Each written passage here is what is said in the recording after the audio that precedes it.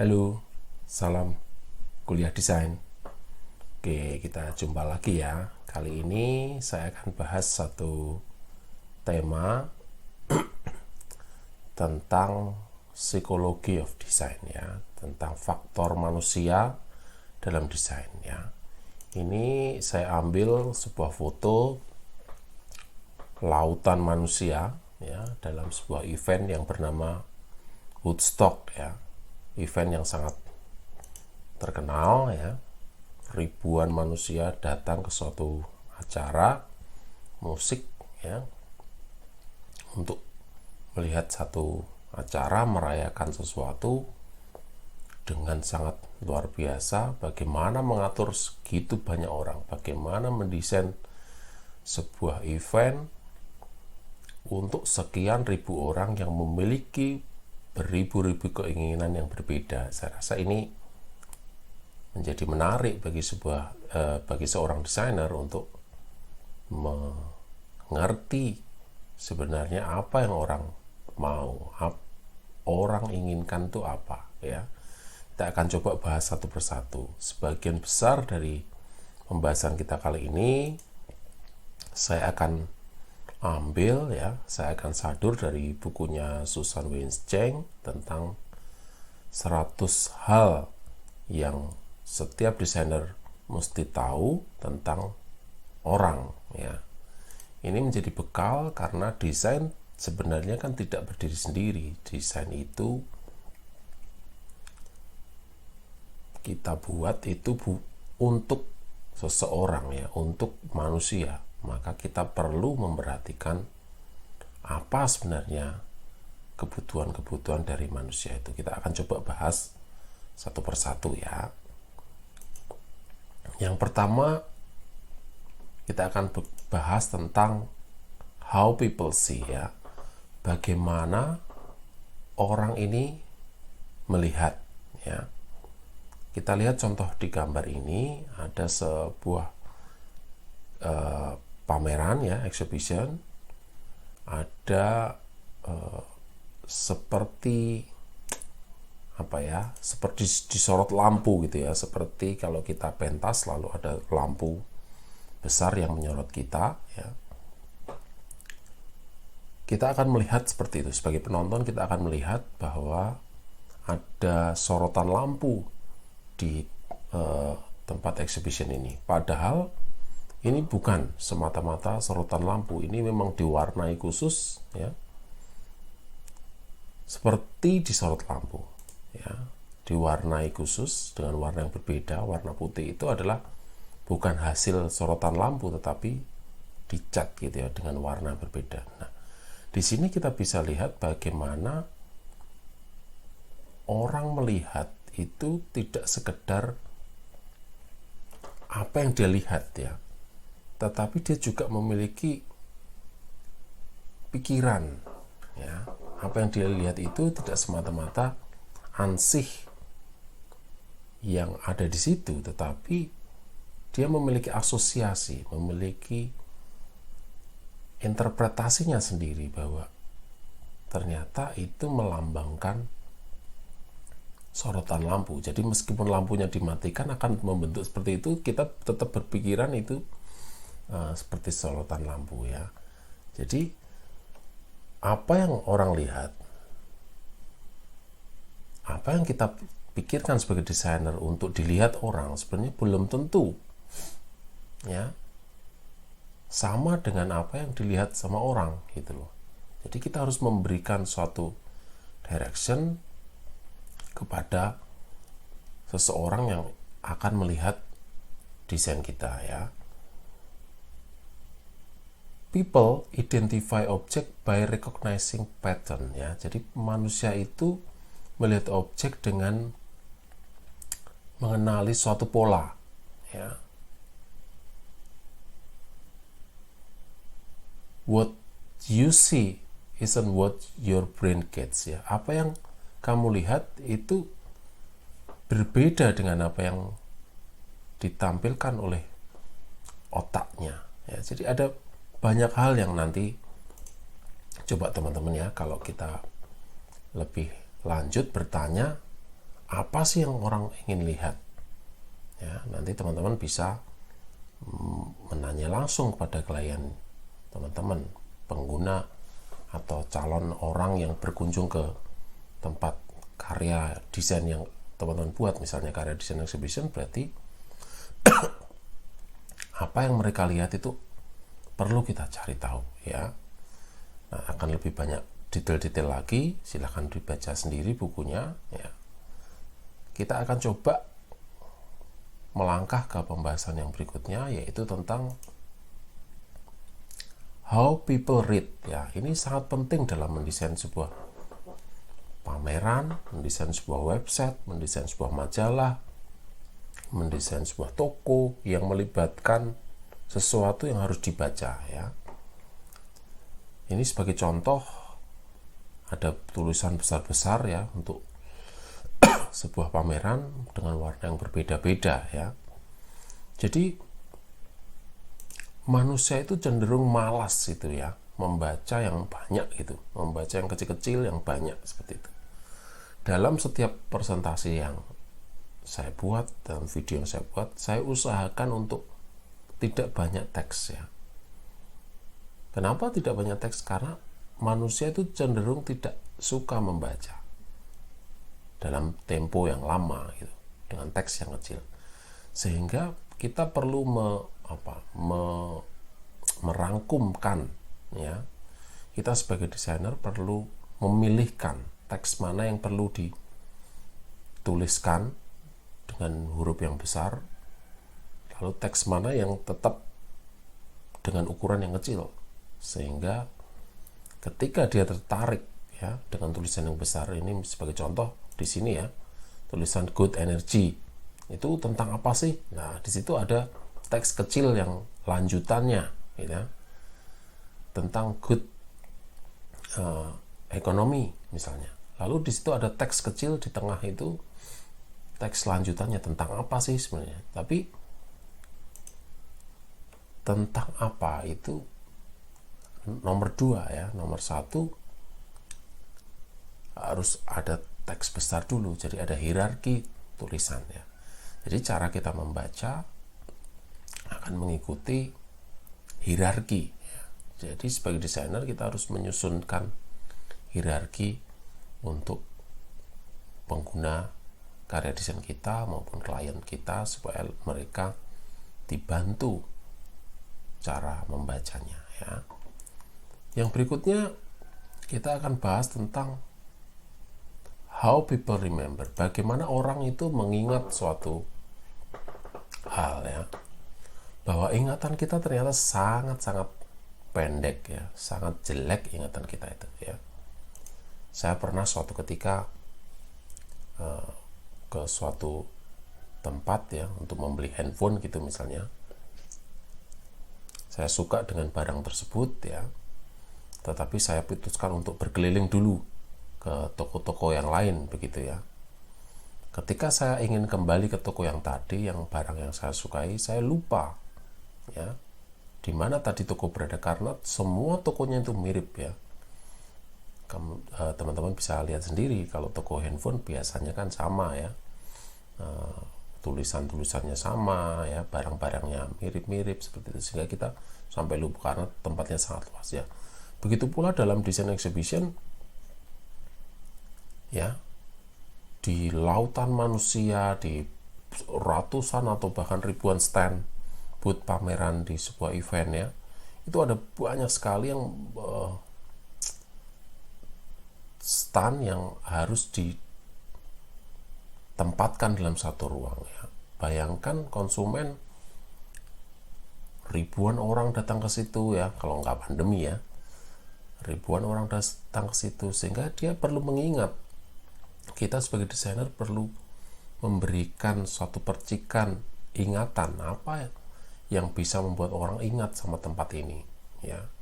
Dalam desain yang lain, misalnya kita mendesain toko online gitu ya, ribuan orang berjualan hal yang sama di marketplace misalnya ya, maka kita perlu membuat sesuatu yang diingat orang. Oh, kalau toko ini yang seperti ini loh, yang ada bentuk seperti ininya ya.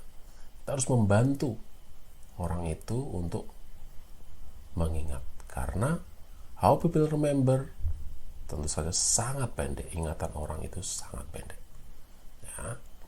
Yang berikutnya kita akan bahas tentang how people thinks ya. Bagaimana orang berpikir ya. Apa sih sebenarnya yang orang pikirkan terhadap suatu karya desain kita ya. Beberapa orang ya akan memproses informasi itu lebih baik kalau dipotong-potong misalnya ya, tidak semua hal itu suka dengan sesuatu yang panjang, yang banyak gitu ya, seperti tadi huruf tadi ya, dia suka sesuatu yang dipotong-potong ya. Manusia cenderung create mental models ya, membuat model-modelnya sendiri ya. Nah, sebagai contoh ini satu pameran ya, sebuah kota ya, yang dulunya saat perang terbakar ya, lalu di depannya ada sebuah kota baru, maket kota baru yang dengan penuh kemajuannya sampai di pinggir laut ya. Di situ teman-teman bisa lihat ya di foto ini ya. Ini akan membantu membayangkan model gitu ya. Jadi manusia itu cenderung berpikir memodelkan gitu, mengibaratkan ya, dalam format modelnya seperti apa ya. Jadi kita bantu, tugas desainer membantu ya, bagaimana apa yang dia bayangkan ya, apa yang difikirkan tentang sesuatu itu bisa lebih mudah sesuai dengan apa yang dia pikirkan ya. Nah, sebagai contoh di pameran ini akan sangat membantu sekali. Oh, ternyata kalau kota itu zaman dulu seperti ini, zaman sekarang seperti ini, perbandingannya seperti ini. Nah, ini akan memudahkan ya. Jadi people learn best from examples ya. Orang akan lebih mudah itu disertai dengan contoh ya, dengan model, dengan contoh, dengan konseptual model ya, dengan story form ya. Kita buatkan story-nya ya, urutannya. Dalam sebuah pameran kita buatkan tuh storyline-nya, urutannya dan sebagainya ya. Ini akan mudah sekali bagi seseorang, membantu pikirannya yang dia malas berpikir yang lebih panjang lagi ya. Dalam sebuah pameran kita harus bantu mereka untuk berpikir lebih singkat ya, lebih terstruktur dengan contoh-contoh ya. Ini akan memudahkan ya. Yang berikutnya adalah tentang how people focus their attention ya. Bagaimana orang bisa fokus ya, memperhatikan sesuatu itu di mananya gitu ya. Intinya manusia itu orang yang selektif ya. Fokusnya itu selektif. Dia tidak bisa memfokuskan pada segala hal ya. Ya, attention is selective ya. Jadi perhatian kita pada sesuatu itu tidak bisa menyeluruh ya.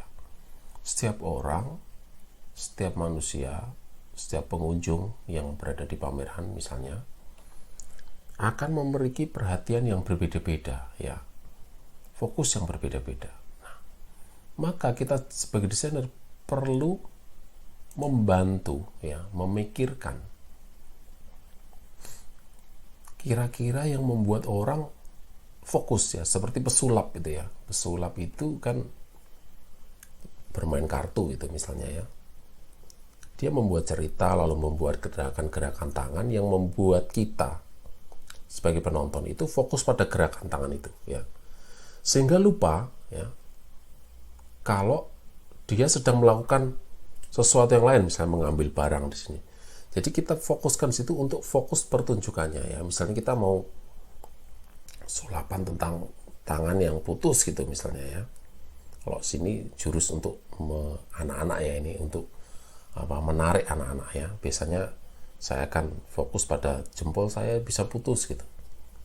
Ya, lalu kita tutupin lah, kita bikin gerakan-gerakan supaya dia tidak memperhatikan yang lain, tidak memperhatikan sambungannya ya. Kita, oh jempol saya putus nih misalnya, lalu makan dan sebagainya. Nah, ini orang yang melihat akan fokus pada satu hal tersebut ya, sehingga melupakan hal yang lain. Nah, dalam mendesain pameran atau mendesain apapun itu, kita sebagai desainer harus membantu fokus tadi ya. Contoh di karya ini fokusnya ada di atas ya. Kalau kita lihat pameran yang tadi di tempat yang lain yang sama-sama semuanya kan fokus di bawah ya. Tiba-tiba kalau kita bikin stand, bikin booth seperti ini, kita buat merah di atas yang bergelantungan seperti itu, orang akan menengadah ke atas ya, membantu memfokuskan atensinya pada itu ya. Nah, harapannya berikutnya apa? Orang mau mampir, ya kan? Orang mau mampir ke sini, mau melihat ke tempat pameran kita, membantu konsumen lebih banyak datang ke tempat kita. Nah, ingat ya, pesan yang nomor 5, how people focus their attention. Tolong diamati kira-kira apa perhatian yang menarik bagi mereka, orang-orang yang akan kita bantu untuk kita layani, kita sebagai desainer ya. Yang berikutnya adalah what motivated people ya, apa yang memotivasi seseorang ya. Hampir semua pameran-pameran mobil ya yang saya lihat selalu berorientasi looknya itu ya, visualnya itu seperti apa, menggambarkan tentang kecepatan gitu ya. Jadi orang yang menonton pameran mobil berharap termotivasi sama yang namanya kecepatan ya. Tujuannya itu cepat gitu. Bagaimana mobil itu digambarkan dengan sesuatu yang cepat gitu. Ya. Maka sebagai desainer pameran, visualisasi tentang kecepatan itu akan memotivasi orang, menyamakan motivasi orang dari rumah ketika ingin menonton sebuah mobil, persepsinya itu jadi sama ya, sehingga orang akan percaya bahwa mobil ini cepat, karena di tempat pameran kan mobilnya tidak bergerak ya, bukan seperti video yang menggambarkan kecepatannya lewat syuting video cepat. Dengan stand seperti ini,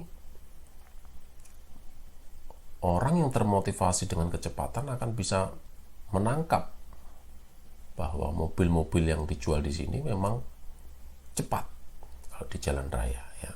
Jadi frekuensinya itu sama. Gitu ya. Jadi apa yang memotivasi orang? Nah, setiap brand nanti akan berbeda ya, motivasinya apa nih tentang yang memotivasi orang datang ke situ, mau melihat apa, itu akan berbeda. Maka visualisasinya tentu saja juga akan berbeda. Mendesain restoran akan berbeda lagi, mendesain website berbeda lagi, mendesain produk, apa motivasinya itu berbeda lagi ya. Jadi teman-teman harus mencari tahu what motivated people, apa yang memotivasi seseorang ya. Yang berikutnya, ini sesuatu yang menarik ya,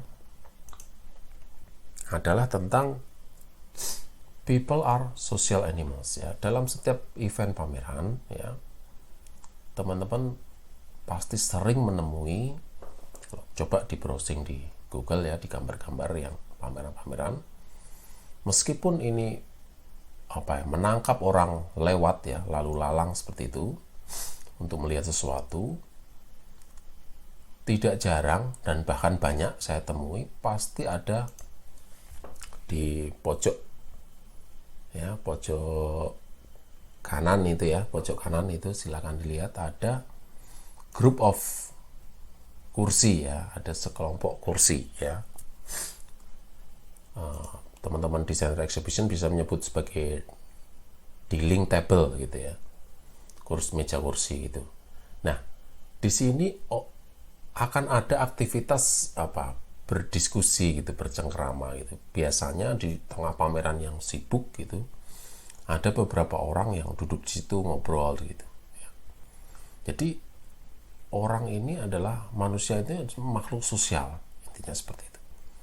Jadi kebutuhan untuk berinteraksi sosial itu ada. Kebutuhan untuk berinteraksi sosial itu harus kita wadahi. Ya. Tidak bisa semata-mata makhluk visual saja. Pokoknya sudah kita akomodasi untuk melihat-lihat sesuatu. Pasti ada kalanya manusia itu butuh duduk, ngobrol, ya, berdiskusi. Itu pasti ada, ya. Jadi say hi terhadap seseorang itu makhluk sosial, itu harus kita wadahi, ya.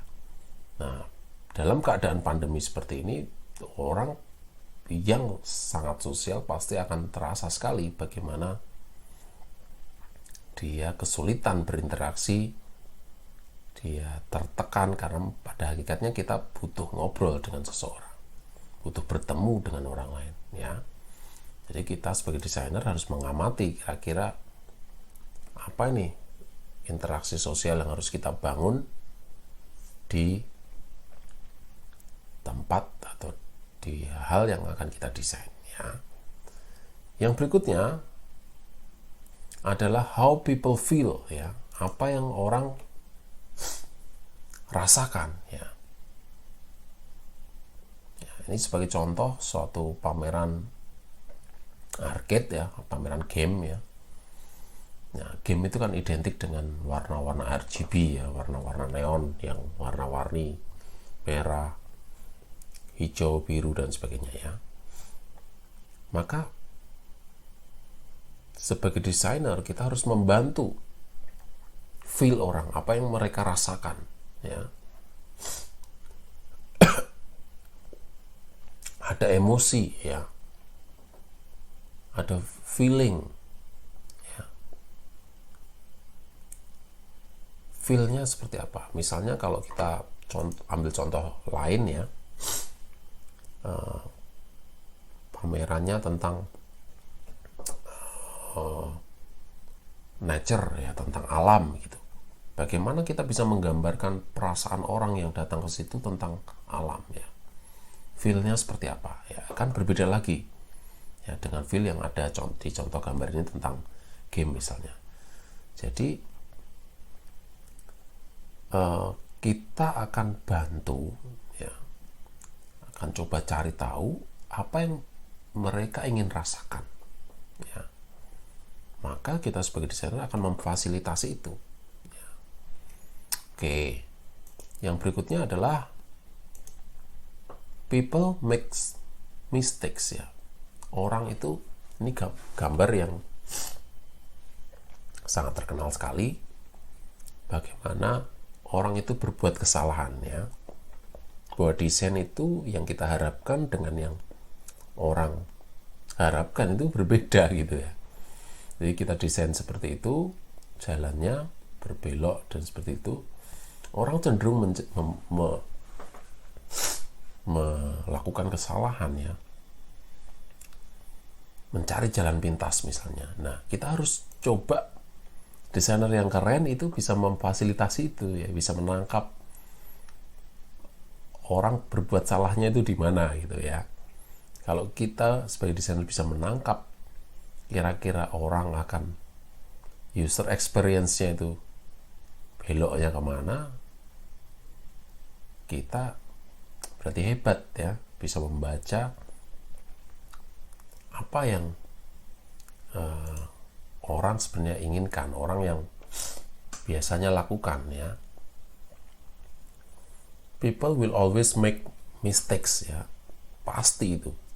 Di kesalahan dalam memutar, misalnya kalau desainer produk, ya, biasanya ada kesalahan dalam memutar, sehingga jadi kita harus membantu informasi, memudahkan desain kita supaya tidak salah putar misalnya, ya, supaya tidak patah kalau putarnya salah. Berarti kita harus bantu bentuk khusus supaya arah putarnya tidak salah gitu, karena orang cenderung berbuat salah ya. Lalu yang terakhir, yang ke-10, kita akan pelajari tentang how people decide ya. Bagaimana orang itu membuat keputusannya. Yang paling banyak tentang tema keputusan ini adalah orang cenderung tidak sadar saat memutuskannya. Orang cenderung tidak sadar saat memutuskan. Banyak dipengaruhi oleh faktor alam bawah sadar. Misalnya, contoh di gambar ini adalah pameran TV ya. TV luar biasa ya. Dalam sebuah pameran biasanya akan dipamerkan teknologi TV-nya itu sangat canggih, misalnya gambar sangat detail dan sebagainya, sehingga kita, wah hebat ya TV ini, lalu kita percaya dan kita membeli ya. Tanpa kita sadari, biasanya kalau di rumah kita pakai TV yang antena tuh, TV UHF ya, banyak file yang tidak kompatibel ya. TV itu dengan, kalau TV-nya terlalu besar misalnya, gambar akan sangat jelek justru karena pecah ya. Jadi TV yang sangat besar itu membutuhkan source atau file gambar yang 4K misalnya, yang sangat bagus ya, sangat pixelnya itu padat gitu. Sehingga kita baru sadar saat di rumah ternyata sebagian besar file yang kita tonton itu beresolusi rendah ya. Padahal TV yang tadi, yang besar, yang bagus, yang kita lihat di toko atau kita lihat di sebuah pameran, itu adalah file-file yang ditampilkan itu file beresolusi tinggi, file 4K misalnya ya. Sehingga keputusan ya, bagaimana orang memutuskan itu banyak dipengaruhi oleh faktor alam bawah sadar, bukan oleh faktor yang disadari sepenuhnya oleh konsumen ya. Sehingga kita sebagai desainer tergantung tujuannya nih, bagaimana kita merayu konsumen ya dengan persuasi gitu kan. Jadi bukan, tidak bisa disuruh pilihlah ini, itu tidak seperti itu. Tapi dengan suatu persuasi, maka orang cenderung akan memilih yang kita persuasikan ya, bukan dengan perintah gitu ya, tetapi dengan sebuah persuasi. Jadi bagaimana orang memilih dalam desain kita itu cenderung dipengaruhi oleh faktor-faktor alam bawah sadar kita ya. Jadi intinya itu, sebagai desainer, intinya ada, selain semua hal tadi yang diperhatikan, intinya kan faktor manusia itu menjadi sangat penting, faktor utama ya. Dalam desain biasanya saya mengkategorikan ada 3 hal yang perlu kita bahas. Yang pertama profil ya, profil dari produknya, profil dari penggunanya, siapa itu manusianya ya, lalu apa aktivitasnya, ngapain saja ya, baru kita bisa menentukan apa fasilitasnya, fasilitas apa yang kita butuhkan. Begitu kira-kira sebagai desainer kita harus memperhatikan manusia, karena desain kita untuk manusia. Oke, sampai jumpa dalam video-video berikutnya. Salam kuliah desain.